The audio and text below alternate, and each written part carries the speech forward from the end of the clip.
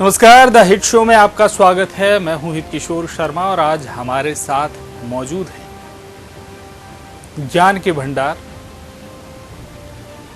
मां शारदा के वरद पुत्र सुमित ओरछा। इन्हें जितना आशीर्वाद ईश्वर का प्राप्त है, उससे ये लगता है कि ये जो बोलते हैं वो सीधा सीधा लोगों के दिल तक जाता है। कई बार ये भी कहा जाता है कि सुमित एक तरफा सोचते हैं। हम उनसे ये सवाल आज के इस इंटरव्यू में करेंगे कि आखिर क्या जो आरोप उन पर लग जाते हैं कभी कभार, वैसा सुमित ओरछा अंदर से है, या फिर सुमित ओरछा जो कहता है वो सच है। सुमित जी, सबसे पहले साधना न्यूज़ में बहुत बहुत स्वागत है। और सबसे पहला सवाल ये है कि सुमित ओरछा एक साहित्य और कविता को राष्ट्र की वर्तमान परिस्थितियों में कहां पाते हैं, और क्या साहित्य और कविता देश को दिशा देने का काम करती है? सदा से सदा सर्वदा से साहित्य और कविता समाज को भी और राजनीति को भी दिशा निर्देशन करती है, इसमें कोई संदेह नहीं है। राजनीति तो अपना काम करती है, पर कविता उससे परे जाकर के जो समाज में काम करती है। कई बार सत्ता का चरित्र बदलता रहता है, कई बार वो अच्छे होते हैं तो वो कवि उनको पक्ष में दिखाई देते हैं, और कई बार वो देश के विरुद्ध होते हैं तो वो विपक्ष में दिखाई देता है। पर कवि धर्म अपना काम करता रहता है। चेहरे बदलते रहेंगे कविता के भी, जैसे राजनीति के बदलते हैं, पर कविता अपना काम करेगी। वह मौलिक रूप से राष्ट्र, धर्म, संस्कृति और देश के हितों के साथ खड़ी रहती है। कई बार व्यवस्थाएं उसके प्रतिकूल काम करती हैं तो कविता उन्हें प्रतिकूल दिखाई देती है, कई बार अनुकूल काम करती हैं तो उन्हें अनुकूल दिखाई पड़ती हैं। बिल्कुल, यानी आपका ये अंदर से विश्वास है कि कविता बदलाव लाती है? निसंदेह है, परिवर्तन का भी द्योतक है। अद्यतन कविता जो है समाज को अपडेट भी करती है और पुरातन चीजों से जोड़ करके भी रखती है। पुरातन पर गर्व और भविष्य की जो कुछ अच्छा है उसको स्वीकार, ऐसी चेतना, ऐसा अमरत्व कविता देती है समाज को। आपकी जो कविताएं हैं वो खास तौर से देखें तो धर्म और इतिहास, इन दो पर आधारित ज़्यादा दिखती हैं। हालांकि और भी विषय ऐसे हैं जिन्हें आपने अपनी कलम से छुआ है, लेकिन यहाँ जो है ख़ास तौर से इन कविताओं को मैं देख रहा हूँ कि इनमें धर्म और इतिहास ये ज़्यादा जुड़ाव इससे दिखता है। क्या इन विषयों को कैसे आप संतुलित कर लेते हैं? देखिए, धर्म क्या है? जो यथोचित कर्म है वही धर्म है। और मनुष्य, कविता हमेशा ये चाहती है कि समाज यथोचित कर्म करे। धर्म को लोग पूजा पद्धति समझ लेते हैं किशोर जी, पर धर्म पूजा पद्धति नहीं है। आप एक पत्रकार हैं, आपका एक धर्म है। मैं एक कवि हूं, मेरा एक धर्म है। आप एक पिता हैं, आपका एक धर्म है। आप एक पुत्र भी है, आपका एक पुत्र का भी धर्म है। तो जो मनुष्य जिस भी भूमिका में है उसका एक धर्म है, और वह धर्म का पालन करे। उसका जो यथोचित कर्म है वही धर्म है, उसका पालन करना ही उसकी लेकिन वो पूजा पद्धति नहीं है। पूजा पद्धति क्या है? पूजा पद्धति एक पूजा जब तक आराधन से हमको शक्ति मिलती है, शक्ति से पूजा जब तक आराधन से हमको भक्ति मिलती है, भक्ति से धर्म निभाने की पर हमको शक्ति मिलती है। तो जो आपके जो ड्यूटीज हैं उनको करना ही धर्म है।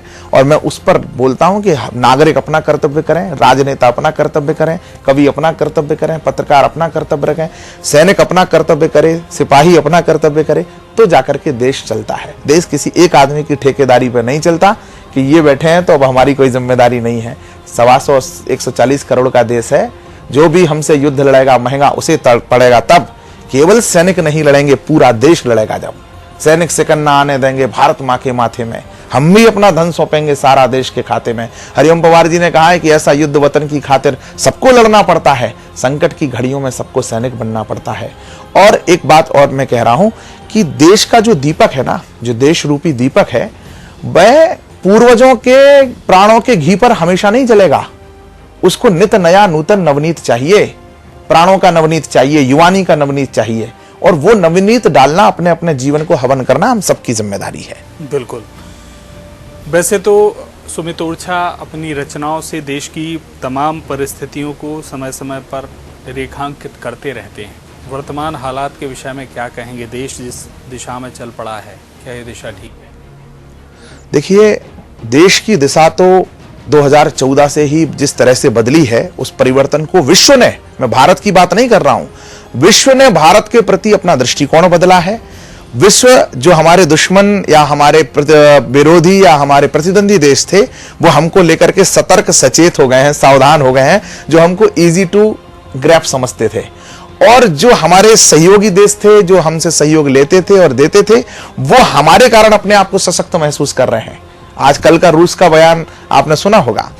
तो भारत तो एक सही दिशा में चल पड़ा है। स्वामी विवेकानंद जी का वह वाक्य चरितार्थ होता हुआ दिखाई दे रहा है कि 21वीं सदी भारत की होने वाली है। लेकिन इस बढ़ते हुए भारत के साथ कई चुनौतियां बहुत बड़ी हैं। हमें अपने देश की जो एकता है उसको बनाए रखने की चुनौती है, क्योंकि जिस तरह से इंटरनेशनल एजेंसियां जाकर के पूरी दुनिया में अस्थिरता फैलाने का काम कर रही हैं, उसमें उनका सबसे बड़ा टारगेट भारत भी है। लेकिन भारत की अपनी एक संस्कृति है। इतने सारे आक्रमणों के बाद भारत जब बचा हुआ है और अपनी भारतत्व को बचा के रखा हुआ है, तो इसके पीछे हमारी जो परंपराएं हैं, जो हमारी वैदिक रीति नीतियां हैं, जो हमारी ज्ञान की श्रुति परंपरा है, जिसमें हम दुनिया की किताबों को कम मानते हैं, जो हमारे पिताजी ने कह दिया उसको ज्यादा मानते हैं। हमारे पिताजी ने जो बता दिया वह हमारे लिए आदेश है, वह जीवन के नियम बन जाते हैं। भाई हमें ये काम इसलिए करना है क्योंकि मेरे पिताजी बता गए थे, और उसके पीछे अच्छा है बुरा है क्या है वो मुझे नहीं पता। तो उस परंपरा के हम देश हैं, इसलिए हम बहुत सारी चीजों को बचा के रखे हुए हैं। दुनिया कोशिश करेगी, लेकिन भारत एक दिशा में चल रहा है जहां उसकी कमान ऐसे राष्ट्रनिष्ठ लोगों के हाथ में है, जिन्होंने अपना जीवन, उनका प्रामाणिक जीवन देश के लिए हवन किया है। उनका आगे पीछे कोई रहने वाला नहीं है, सीएमओ पीएमओ में रहता है परिवार नहीं, उसका नाता केवल भारत माता है। मेरी कुछ कविताएं हैं, उनकी पंक्तियां मैं बिल्कुल वो उनको उन कविताओं को जरूर हम सुनेंगे, क्योंकि मौका ऐसा है। और अगर आपको कुछ लाइनें याद आ रही हो तो इस मौके पर वो श्रोताओं तक पहुंचनी भी। मैं आश्वस्त की, चूंकि मोदी जी का जन्मदिन है और मोदी जी का जन्म दिवस है, वो जो है 75 वर्ष के पूरे हो रहे हैं, तो उनके जीवन को जो हमने 2014 से देखा है, जो कंचन की भांति निज दिन ही ज्वार, उसके पहले जो माननीय मोदी जी का कृतित्व और उनकी जो कर्मठता थी, उनका जो राष्ट्र के प्रति जो उनका जो है कमिटमेंट था, उसको डिलीवर करने के लिए उनकी जो चेष्टाएं थी, उसके आधार पर मैंने 2014 में ये लिखा था कि जो कंचन की भांति निज दिन ही ज्वाला में तपता है, जिसका मन बस भारत माता जपता है, जो संकट में सेवा का ही प्रण, जो जीवन में सेवा का, सो सत्ता में सेवा का ही प्रण लेकर के आया है, जिसके मन में सिंहासन का लोभ नहीं आ पाया है, वो ही नेता भारत माँ का कंटक हर सकता है, वो ही नेता भारत माँ को विश्व विजय कर सकता है। और आप देख रहे हैं किशोर जी, किस तरह से आज देश में वो निर्णयों की आप अविरलता देखिए, जिस तरह से देश के हर एक फोड़े को, फुंसी को ऑपरेट किया गया है, हर एक लूज फोल्स को जो है हटाया गया है, किस तरह से देश पर सर्वांग शिक्षा से लेकर, स्वास्थ्य से लेकर, सुरक्षा से लेकर हर एक क्षेत्र को रिफॉर्म किया गया है। वो रिफॉर्म का युग है, इसलिए भारत विश्व की महाशक्ति बनकर के 21वीं सदी में आर्थिक भी और आध्यात्मिक महाशक्ति बनकर के भारत दुनिया का नेतृत्व करने वाला है। बिल्कुल, कुछ समय पहले एक आर्टिकल आपने भेजा था और वो मुझे लगता है प्रधानमंत्री नरेंद्र मोदी पर ही पूरा आर्टिकल केंद्रित था। रामायण से जोड़ने का प्रयास आपने उसमें किया था। लेकिन उससे पहले ये चूंकि बीच में मैंने पढ़ा तो उससे ही एक सवाल मेरे जहन में आया। आप कविता के माध्यम से नरेंद्र मोदी वर्तमान परिस्थितियों को बयां कर रहे हैं। लोग कहते हैं मोदी की जहां तारीफ होती है उनको अंधभक्त करार दे देते हैं।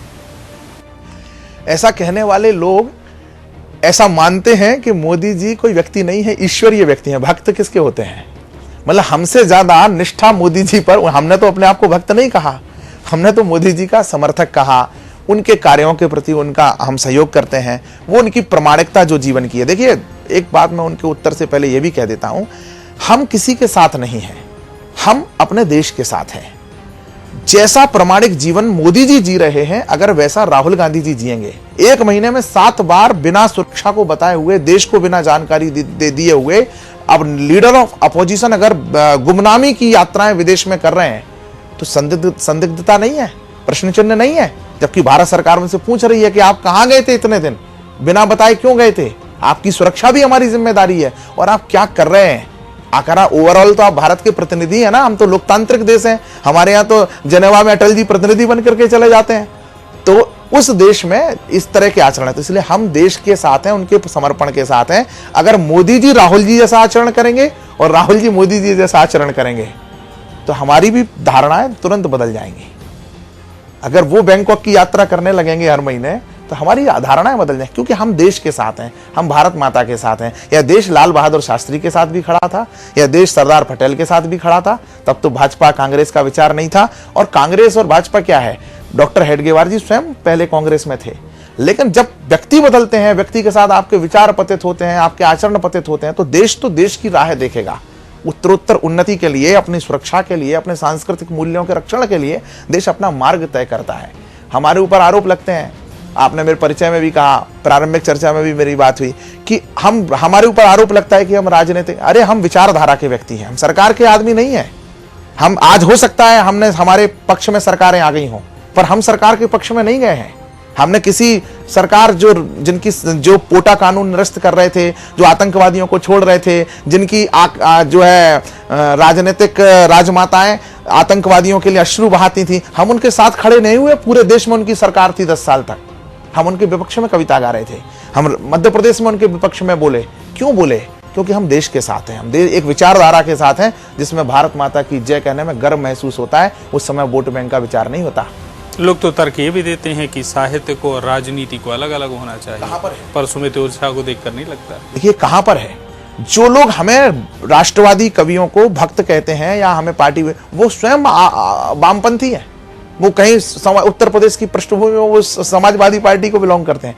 कोई सब देखो, कविता विचार है, विचारधारा है, और राजनीतिक विचारधाराएं उससे प्रकट होती हैं। हाँ, हमसे हमारी राजनीतिक विचारधाराएं प्रभावित हो सकती हैं, हम राजनीतिक विचारधाराओं से प्रभावित नहीं हो सकते हैं। हमने जब गाया कांग्रेस पर जो कविता गाई कि सिर्फ नमाजी बने रहे तुम मंदिर जाना भूल गए, तो उसके बाद कांग्रेस के नेता मंदिरों में जाते हुए दिखाई दिए, वो प्रभावित हुए।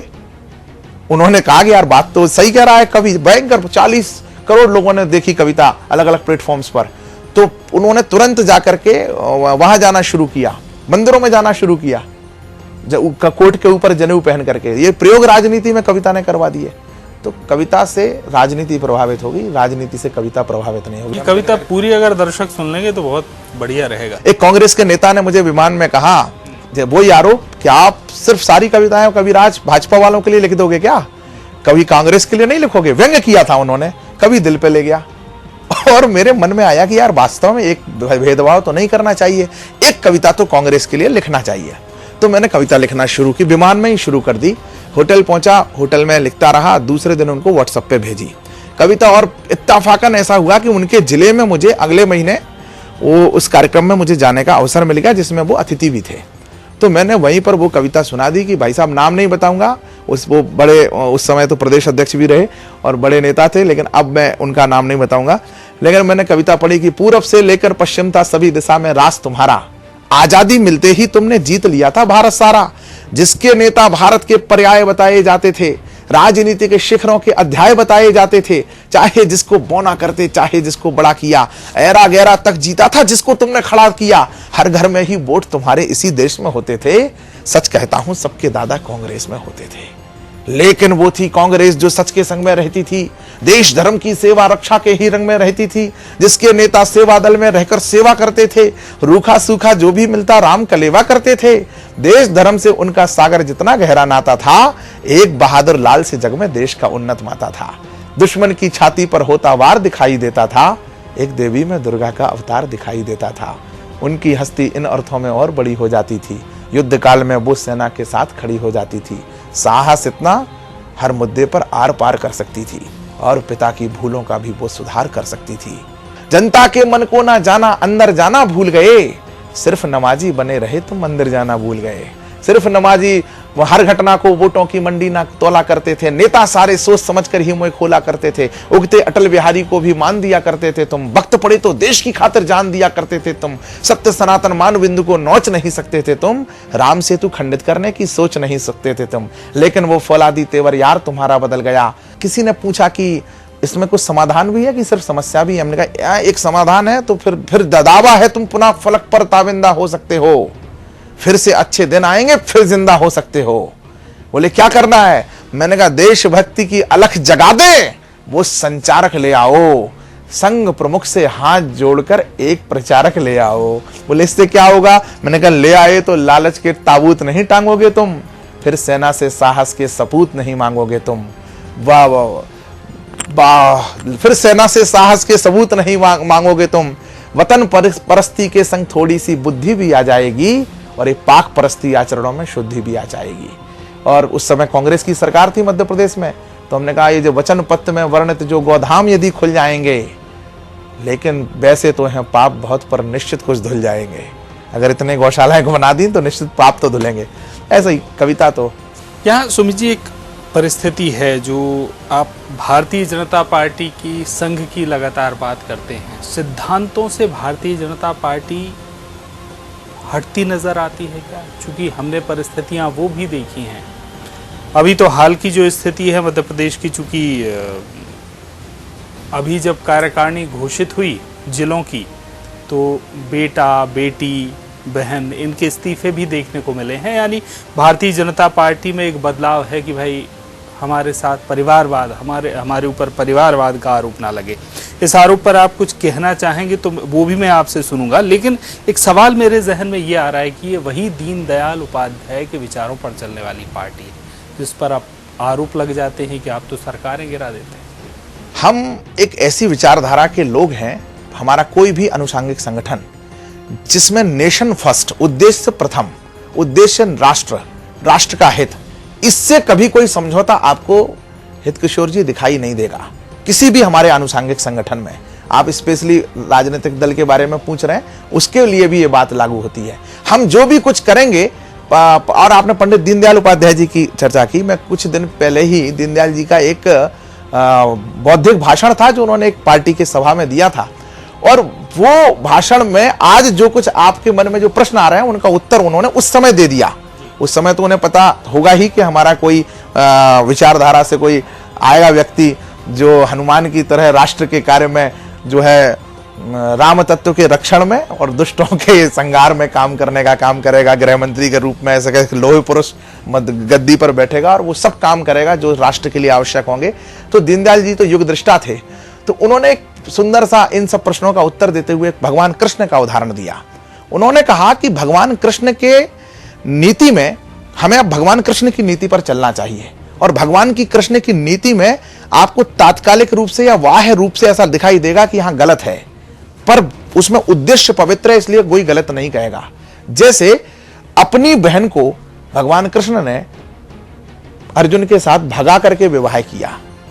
अब आप इस दृष्टि से देखेंगे तो यह उचित नहीं है, पर उस समय की परिस्थितियां ऐसी कहती हैं कि धर्म की रक्षा के लिए बलराम का, चूंकि बलराम एक तरफा कौरवों के साथ हैं और कौरवों के साथ पांडवों के साथ उनका सॉफ्ट कॉर्नर आना चाहिए, इसलिए अर्जुन का और उत्तरा का उनका विवाह करा दिया, भगा करके विवाह करा दिया, अपनी सुभद्रा का विवाह करा दिया और फिर उनको राजी भी कर दिया। तो ये नीति वैसे तो ठीक नहीं है, लेकिन उस समय दिखाई दे रही है। रण छोड़ बने भगवान, क्यों? क्योंकि उन्हें लगा कि ये जो जरासंध बार बार आक्रमण कर रहा है, ये आक्रमण मथुरा के प्रति द्वेष नहीं है, ये कृष्ण के प्रति है।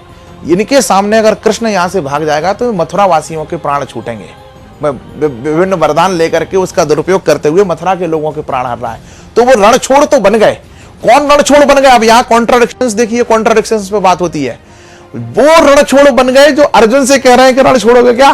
तो लेकिन उन्होंने कहा कि उस समय उस राष्ट्र का हित रण छोड़ने में था, और इधर इस राष्ट्र, इस व्यवस्था का, इस देश का, अभी वर्तमान भारत का हित तुम्हारी लड़ाई युद्ध करने में है। तो उद्देश्य नीति कुछ भी हो, उद्देश्य देश। ऐसे कई उदाहरणों से दीनदयाल जी ने वो मार्ग प्रशस्त किया जिस पर आज भी उन्हीं के विचारों पर भारतीय जनता पार्टी चल रही है। मेरी 4 पंक्तियां हैं कि सिर्फ विजय इस हट पर चल रही है, अर्जुन की तरह वीरता के पथ पर चल रही है, राम के आदर्श पर चली तो चली गई थी, इसलिए आजकल श्री कृष्ण जी के रथ पर चल रही है। इसलिए आजकल श्री कृष्ण जी के रथ पर चल रही है। तो श्री कृष्ण जी का रथ है। इतने राक्षसों ने इस देश की आत्मा को घुटने पर मजबूर कर दिया था। ऐसे ऐसे नियम, ऐसे ऐसे कानून कि अगर आप ये दंगा होता है तो बहुसंख्यकों पर केस एक तरफा लाद दिए जाएंगे। ये कानून बना दिए थे। वो तो भला उस सरकार का कि एंड टाइम पर है, देश जाग गया और बच गया ये देश बर्बाद होने से। वरना आप कितने लोग आज जेल के अंदर होते, मतलब उनके घर भी लुटते, उनके परिवार भी लुटते और वो जेल में भी जाते। ऐसे कानून बना दिए थे। देश तबाह होने की कगार पर खड़ा हो गया था, उस समय विधाता ने ऐसी रचना करी कि ये जो महापुरुष आए और उन्होंने उस नैया को जो गलत रास्ते पर जा रही थी उसको एक अभ्युदय के पथ पर जो है चलायमान कर दिया। हम नियति के बहुत आभारी हैं। बिल्कुल, आप चूंकि सरकार की बात कर रहे हैं, सरकार सही दिशा में ले जा रही है। भारतीय जनता पार्टी भी कभी कभार ऐसी स्थिति में आती है कि हो सकता है सुमित ओरछा को भी लगता हो, बहुत सारे लोगों को लगता है कि जिन लोगों ने लंबे समय तक पार्टी के लिए काम किया वो एक तरफ रह जाते हैं। हालांकि सवाल बीच का एक छूट गया है कि भाजपा एक संदेश देने का प्रयास कर रही है कि हमें ना कहा जाए कि परिवारवाद की राजनीति भारतीय जनता पार्टी करती है। क्या ये दिशा सही है? देखिए, संदेश निश्चित रूप से ही जो भाजपा के लिए कहा जाता है कैडर बेस्ड संगठन है, यहाँ कैडर काम करता है, यहाँ कृतित्व काम करता है, यहाँ समर्पण काम करता है, यहाँ हर काम को कार्यकर्ता, हर कार्यकर्ता को काम। और हमारे यहाँ ऐसा नहीं है, परिवारों के जो राजनीतिक दलों के राजनीतिक हमारे नेताओं के पुत्र हैं, पुत्रियां हैं, वह संगठन में नीचे से आते हैं। मतलब ऐसे युवा मोर्चा में कितने ही मंत्री और नेताओं के पुत्र मेरे साथ युवा मोर्चा में मैंने काम किया है। साथ में जब मैं युवा मोर्चा में प्रदेश कार्य समिति में सदस्य था तो वर्तमान पूरे उस समय के नेतृत्व के लोग वैसे ही मेरे साथ टाट पट्टी पे बैठते थे, प्रशिक्षणों में वैसे ही काम करते थे जैसे हम करते थे, अन्य कार्यकर्ता करते थे। उनके लिए कोई ऐसा प्रिविलेज नहीं था कि यहाँ पर वो मंत्री के पुत्र हैं तो उनके लिए कोई अलग, अगर हम जो कक्ष हमको आवंटित होगा वर्गों में या बैठकों में, वही कक्ष उनको भी आवंटित होता था। तो भाजपा में एक शिष्टाचार के तहत सब लोगों का काम है, सब लोगों के लिए काम होता है, सब लोगों को काम मिलता भी है।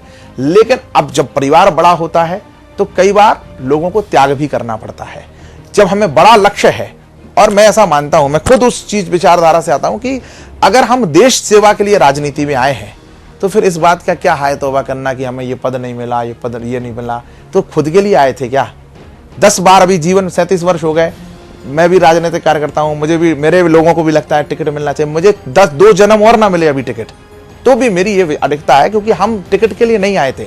मैं जिस समय राजनीति में आया हूं और हमारे जैसे कितने कार्यकर्ता वो आए थे, उस समय धारा 370 हटनी चाहिए, राम मंदिर बनना चाहिए, इस देश में आतंकवाद पर 0 टॉलरेंस होना चाहिए, कश्मीर में हमारा लाल चौक पर तिरंगा लहलहाना चाहिए, हमारे सैनिकों को खुली छूट मिलना चाहिए। हम ये इन सब चीजों पर हमारी आत्मा कचोटती थी कि ऐसा क्यों नहीं हो रहा हमारे देश में। हम इतने बड़े देश हैं, फिर हम पाकिस्तान से क्यों पिट रहे हैं? कैसे हमारे आतंकवादी जो है हमारे देश में ये सब कुछ भी कर देते थे? कैसे कोई चीख के कह देता था कि 15 मिनट में लिए पुलिस हटा दो हम देश को? वो व्यवस्था से हमें आजादी चाहिए थी। हम इसके लिए हमने राजनीतिक परिवर्तन का शंखनाद किया, समर्पण किया, तन मन धन झोंका। 6-6 महीने हम एक कार्यकर्ता और लोगों ने अपने जीवन, हमने तो क्या 6 महीने दिए होंगे, लोगों ने जीवन हवन कर दिए, तब जाकर के राजनीतिक परिवर्तन हुआ। तो राजनीतिक परिवर्तन इसलिए नहीं हुआ कि हमें मंत्री का पद मिलेगा, टिकट मिलेगा, कोई मलाई मिलेगी, इसके लिए नहीं आए थे। हम जिस काम के लिए आए थे वो सारे हो गए, इस बात का संतोष है, वो काम हो गया। सुमित ओरछा को संतोष है, लेकिन स्थितियां कई जगह ऐसी भी हैं कि एक विचारधारा को लंबे समय जीने वाला आदमी आज भी खाली हाथ है, और वो लोग जो मौका देखकर पार्टी में आ गए हैं वो विधायक भी और मंत्री भी हैं। तो ऐसे में तो एक कविता की कुछ लाइनें मैंने बीच में पढ़ी थी जो शायद पार्टी के भी कुछ लोगों को चुभती होंगी और जो आए हैं उनको तो बहुत चुभती होंगी। तो कम से कम चलते चलते मैं वो जो कविता है वो ज़रूर, और ख़ास तौर से उस हिस्से को ज़रूर दर्शकों तक पहुंचाना चाहूँगा कि एक पार्टी जो विचारधारा के साथ चल रही है, गैर विचारधारा का आदमी आता है तो इस विचारधारा में जीने वाला क्या सोचता है? ये कविता थी जब हमारे कार्यकर्ताओं में असंतोष हो रहा था, तब मैंने ये बात कही थी, प्यार जंग में साम दाम का पथ अपनाना पड़ता है, दुश्मन का दुश्मन कैसा हो हाथ मिलाना पड़ता है, सांपों के घर में नेवलों का जब अभिनंदन होता है, लालू नीतीश राहुल गांधी का गठबंधन होता है। उस समय नीतीश जी गठबंधन में चले गए थे लालू जी के साथ। मैं आज जब आपने लेख की बात करी थी, मैं इस कविता के पहले वो बात उद्धृत करना चाहता हूँ।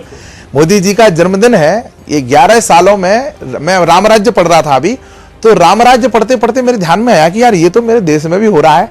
तो फिर मैंने उसको बहुत गहनता से पढ़ा, गहनता से मैंने तुलना की, तो मुझे कई सारे उदाहरण मिले। जैसे राम राज्य की अवधारणा शुरू होती है कि सब नर करें परस्पर प्रीति, चलें स्वधर्म नृत्य सुतनीति, सारे लोग आपस में प्रेम करेंगे। तो हमने ऐसे लोगों का प्रेम करते हुए देख लिया, लालू नीतीश, शिवसेना और कांग्रेस तो एक हो गई, समरसाग हो गई है। अखिलेश और जो है मायावती साथ हो गए थे, बुआ भतीजा की जोड़ी बन गई थी। क्यों? मोदी जी से अस्तित्व बचाने के लिए। वो लोग जो जन्मजात शत्रु थे वो प्रेम करने लगे थे। यह सब नर करहि परस्पर प्रीति का जो है हमने उदाहरण चरितार्थ होते हुए देखा। फिर नहीं दरिद्र कोई दुखी ना दीना, ये राम राज्य की अवधारणा है। तो कोई दरिद्र ना रहे, इसके लिए हर आदमी को आवास मिले, उस आवास में शौचालय बने, उसमें बिजली का कनेक्शन हो, हर आदमी का खाता हो, खाते में जनधन हो, घर में नल हो। अगर इतनी चीजों से आदमी हो गया तो वह फिर कम से कम दरिद्र नहीं है। और सम्मान निधि और लाडली बहना कि कुछ इतने पैसे घर में जा रहे हैं कि और 80 करोड़ परिवारों को निःशुल्क राशन। अब कोई दरिद्र की श्रेणी में, जो दरिद्र बिल्कुल कहा जाता है ना, शाम सुबह खा लिया तो शाम को खाने का, उस श्रेणी से अचानक से बहुत सारे लोग निकल करके आए। तो नहीं दरिद्र कोई दुखी ना दीना, नहीं कोई अवध न लक्षण हीना, सब के कोई बुद्धू ना रहे और कोई लक्षण विहीन ना रहे, यानी गुण विहीन ना रहे। तो इसके लिए स्किल इंडिया मिशन, कौशल विकास की बड़ी बड़ी परियोजनाएं बड़े प्रामाणिकता के साथ देश के अंदर चल रही हैं, वो हम सब होते हुए देख रहे हैं। राम जी पूछते हैं, अब एक तो आपको बड़ा आश्चर्य होगा, राम जी से आर्य सुमंत पूछते हैं कि प्रभु कुछ लोग हैं जो धर्म के आधार पर हमारे देश की सीमा से बाहर हैं और प्रताड़ित हो रहे हैं, उन लोगों के लिए क्या आदेश है? तो राम जी एक आदेश करते हैं, इंदु भूति कामाया शादी राष्ट्रो अस्माकम न भिन्नता अंतर्वहशी यत्रहा पाला प्रतनेनता। एक भी आर्य, एक भी सनातनी हमारी सीमाओं में हो या सीमाओं के बाहर हो, उसकी रक्षा करना राम के राज्य का कर्तव्य है। ये कब बोला? त्रेता में।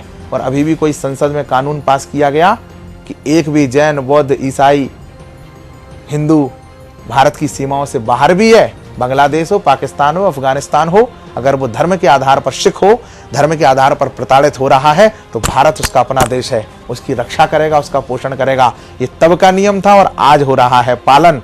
तो निश्चित रूप से ये राम राज्य की ही अवधारणाएं हैं, महज संयोग नहीं है। ये राम राज्य के पथ पर ऐसे अनेक उदाहरण राम जी कहते हैं कि यद हिंसा भवे, अगर अहिंसा का जो मार्ग है वह चोरों, तस्करों, डकैतों के लिए नहीं है, डाकुओं के लिए नहीं है, इससे तो उनकी प्रवृत्ति और बढ़ेगी। बोले इनके लिए, बोले जीरो टॉलरेंस।